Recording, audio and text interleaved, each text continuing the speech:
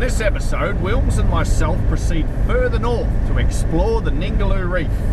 We'll begin our explorations at Coral Bay and then make our way up to the township of Exmouth. At over 260 kilometres long, Ningaloo is one of Australia's largest reefs. And with over 500 species of fish and 200 species of coral, it was given World Heritage status.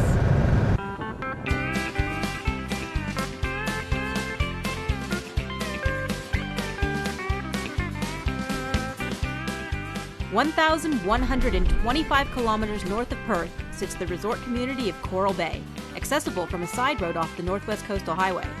152 kilometres north of that, at the end of a pointy bit of land known as the Northwest Cape, is the township of Exmouth. On this adventure, you'll get a glimpse of the spectacular denizens of Ningaloo Reef, the wildlife-rich Cape Range National Park, and an unseasonal assault by a cyclone. Proof not all goes to plan in paradise.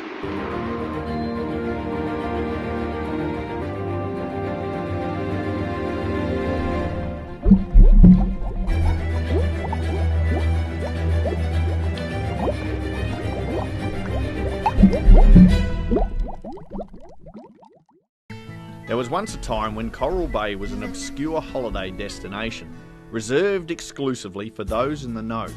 These days, it frequently reaches critical mass during the high season. Caravan parks have never been charitable organisations. It seems as though the ones on the west coast are a little too keen to prove that, cramming the customer in tight at a premium price. As for our constant companions, the bushfly, the plague has not yet abated, and the numbers are more extreme than ever. Crowds gather daily in the shallows of Bills Bay, where Spangled Emperor shamelessly receive handouts from local tour operators. With 320 days of sunshine, white sand, and tropical water that averages 20 to 28 degrees Celsius, Coral Bay is a beach lover's fantasy materialized. Coral Bay can credit its popularity, in part, to its convenient proximity to the Ningaloo Reef. Snorkeling and swimming are just a short walk away from your accommodation. After diving in, it's readily apparent that much of the reef here is either sickly or dead. One account we were given is that a big storm came through several years back, killing some of the corals. This is certainly possible, as increased sediment and a lowering of salinity due to freshwater runoff will kill corals. However, human impact cannot be discarded. Coral reefs are sensitive organisms and highly susceptible to damage. Snorkelers kicking up sediment or touching the corals can contribute to their demise. It's also possible that some types of sunscreen leached off of swimmers are toxic to the reef. On a larger scale, anchors, destructive fishing practices, pollution, Tony Abbott, and climate changes all contribute to the endangerment of coral reefs worldwide. Hard corals are essentially the skeletons of tiny marine invertebrates. Generations of these minute creatures eventually make up varying coral formations. Common reef structures consist of plate corals, cabbage corals, and thornbush-like staghorns.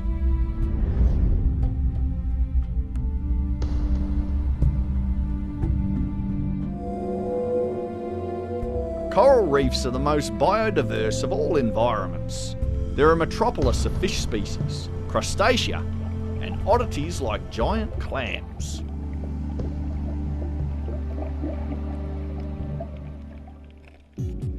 Wrasse make up a conspicuous and diverse group of fish. On coral reefs, they're outnumbered only by the gobies. You'll find them in all shapes, sizes and colours, with diets equally as varied.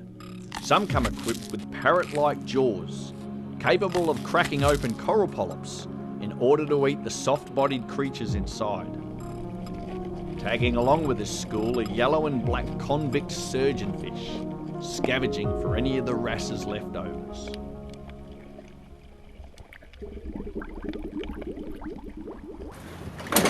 Having your own vessel allows the opportunity for independent excursions further afield, away from the hustle and bustle of Bills Bay. Since this is a protected marine park, there are regulations dictating where you can take your boat or go fishing. It's a good idea to be familiar with these before venturing out into the wilds. It's time to launch the Interceptor.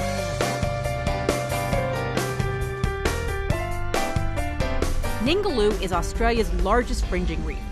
Reefs like these grow outward from the coast, with either only shallow water or none at all separating them from the mainland. Although they are similar to barrier reefs in many ways, the difference is that the barrier reefs have a deep expanse of water between it and the land. A little way out into deeper and spookier waters, one can search for massive lumps of coral that attract healthy numbers of fish. Drummers are not highly regarded when it comes to dinner, but when they school, they make an impressive sight. One might also spot trevally-like turrum, many-spotted sweetlips, and yellow-painted flutemouth. Ningaloo is estimated to be quite young. Figures put it at only 7,000 or 8,000 years old, formed when the climate warmed after the last ice age. These environments are a popular hangout for turtles. These aquatic reptiles become quite prolific as one journeys north. Roughly 3 kilometres south of Coral Bay, the no fishing zone ends, and one can wet a line over their choice of snaggy corals or flat white sand bottom. Along these sandy patches spring plenty of undersized spangled emperor. Another regular visitor, the golden trevally, is usually quite willing to nibble on a stinky piece of squid. The black spinefoot is one tough customer. They pull like a train, and they're nearly impossible to hold without getting spiked. Found out the hard way. A spiky specimen. The spines have venom that inflict a throbbing, aching pain. On either side of Coral Bay, you'll find a network of tracks and beach drives. The sand gets quite soft in places, so take precautions. En route to one such beach drive, we encounter a parenti basking in the sun. Though this guy's a very small example, parentis are the world's second largest species of monitor lizard.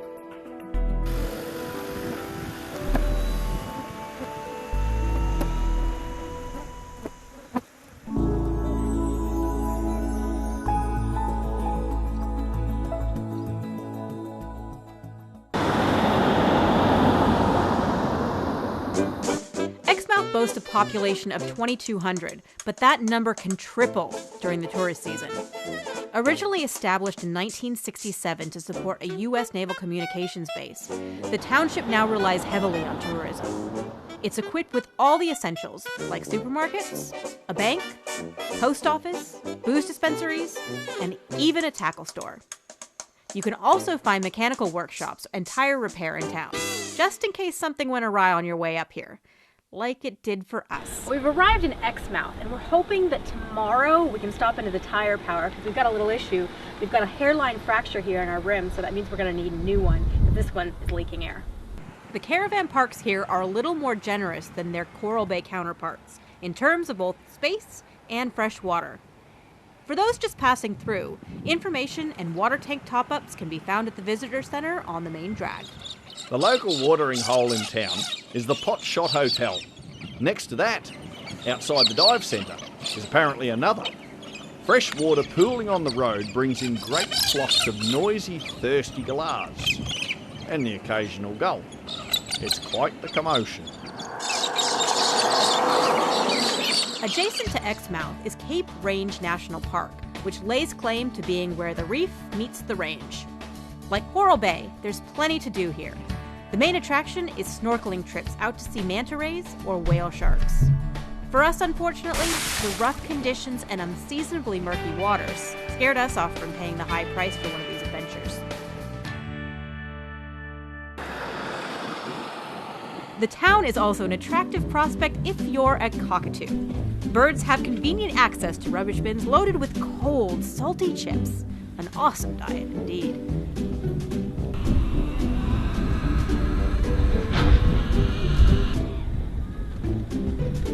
Tragedy strikes when the rubbish truck takes away the banquet. There are some very disappointed cockies lamenting their loss. So in amongst this group of little corellas feeding on the trash are some crested pigeons. And from all our adventures so far, we've seen many crested pigeons, but have been unable to get close to them. However, a trash can here in Exmouth has been the key.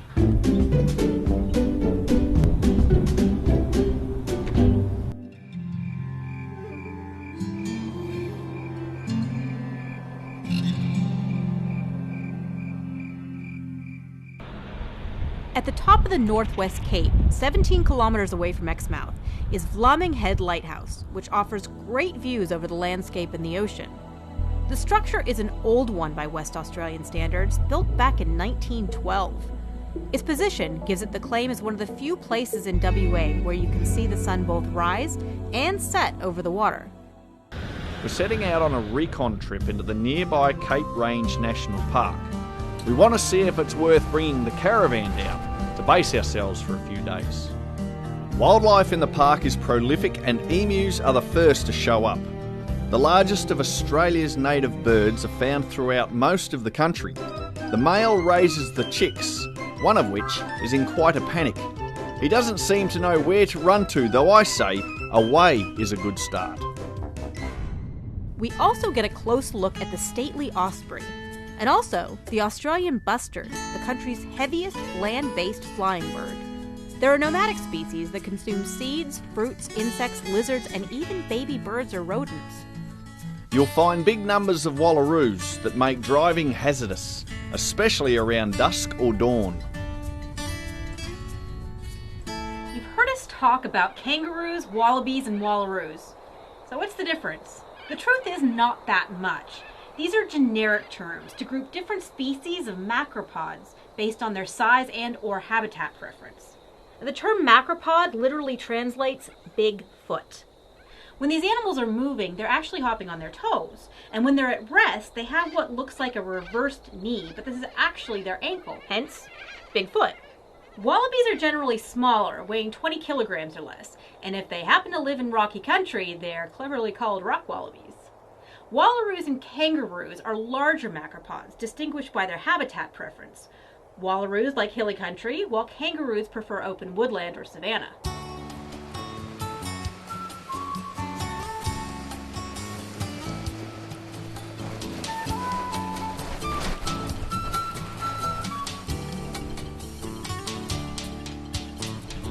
So this whole coastline is fringed by a coral reef. And even when the waters are quite rugged out there, within it's usually quite calm, even tranquil. The waters are a little murkier than usual, however. The park's main feature is a rugged limestone range occupying the western side of the cape. Originally formed below the sea, the forces of erosion have carved out spectacular gorges that now offer hiking trails, as if the forces of erosion have been working all those years just for us. Mandu Mandu Gorge is one such trail. This is generally an arid environment and in the warmer months can be scorching, so a measure of fitness and preparation is essential before just wandering off. In amongst the rocky terrain, we have an unexpected encounter with an echidna. These odd-looking creatures are of a very old lineage of mammals. In fact, the oldest surviving mammal species on Earth today, known as monotremes, warm-blooded animals that lay eggs. Two species of echidna exist, one of which is now extinct in Australia, but persists in Papua New Guinea, the only other place where echidnas are found. These solitary, burrowing animals are equipped with powerful digging tools that they use to extract termites, their preferred diet. The female echidna has a pouch, like a marsupial, though, fortunately, it faces backwards to avoid filling up with dirt during burrowing. The baby, adorably called a puggle, moves in once it hatches and lives there suckling milk until about 50 days, at which time its pokey little spines begin to grow and get quite uncomfortable for mom. About that time, it receives an eviction notice and takes up residence in the burrow, where it still lives with mom and suckles for another 3 months or so. All the little holes. This is his turf.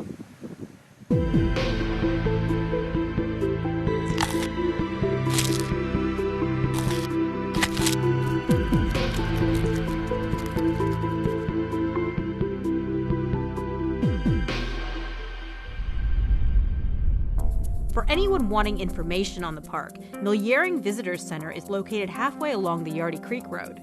The focal point of the museum is whale sharks, but it also touches on whale migration, manta rays, corals, the environment, and Aboriginal occupation. It also just happens to be a great place to pick up souvenirs. Life along the rocky coast can get a little rough. In particular, this eastern reef egret lives a perilous existence along the rocks, dashing into the splash zone looking for morsels. Runoff from the range carves out creeks that form mini estuaries, home to diminutive water birds, such as the nervous red-capped plover. Continuing on the rouge theme, other water birds encountered can be the small red-necked stint, in non-breeding plumage of course, and the handsome red-necked avocet. Littering the coastline, we find a blanket of beached red jellyfish, also known as sea tomatoes. Apparently these are an edible species that is widespread across tropical waters.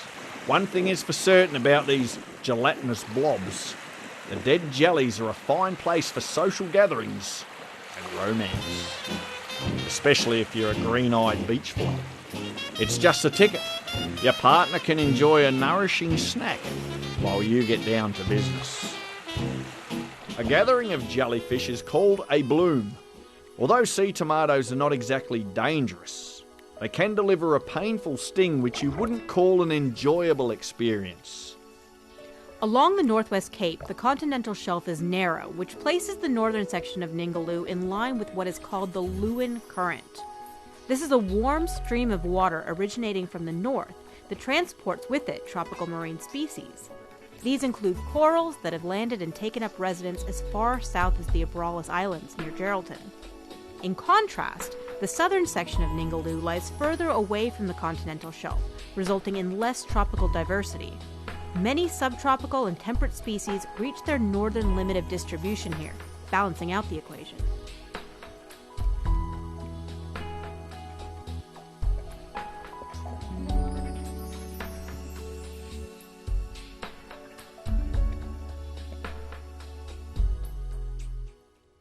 Yardie Creek, which sits at the end of the Cape Range Road, is the only gorge in the area that contains year-round water. It's a spectacular little stroll featuring magnificent red cliffs, river views, and plenty of wildlife. If you hear any raucous screams from the mangroves lining the river, chances are they're from a colony of black flying foxes taking a well-earned rest after a night of foraging for fruits and flower blossoms. The only motorised vessels allowed on the river are those of the boat tours that run up the gorge. The cruise offers a different perspective from the hikes. Travellers bringing kayaks can make their own way. Yardie Creek is a residential area for plenty more critters occupying the rocky cliffs and gullies. Little corellas like to shelter in the caves, and osprey nest on the high ledges.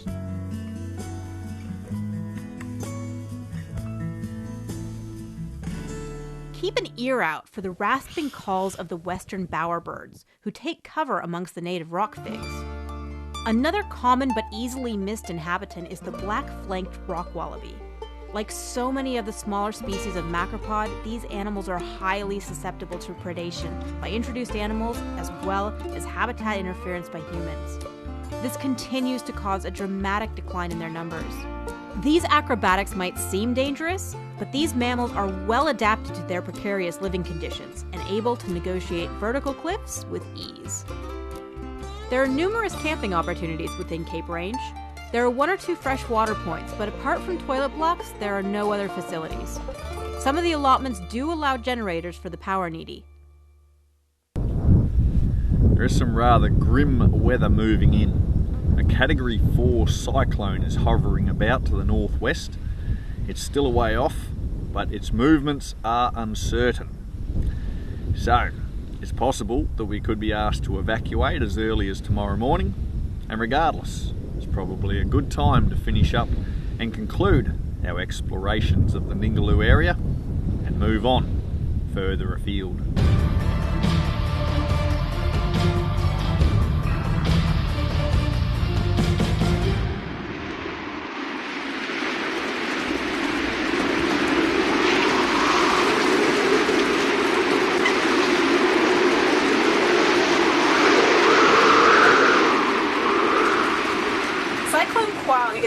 make landfall a bit further north than originally anticipated, which is somewhere in this vicinity. So at 7:30 this morning, we were given the evacuation orders, and we're going to get the hell out of here.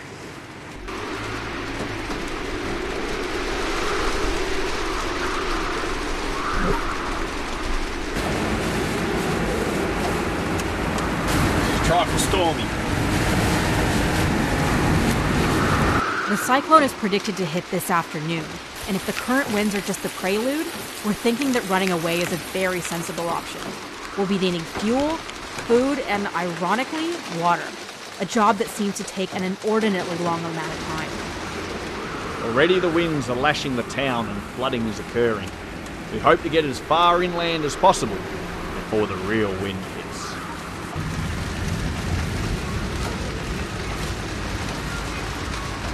Right now we are leaving Exmouth. We were kicked out of the national park early this morning because there's a cyclone on its way. It was supposed to hit a lot farther south, but yeah, it's supposed to make landfall in what, like 12 hours or so? It's here. And that's about bloody right too. The weather reports are about 4 hours out and we're on the open road in a raging cyclone. In hindsight, we should have hunkered down in Exmouth, but we've bitten the bullet now. How's the driving? A little hairy, so just taking it slow. There's naught to do but keep trucking.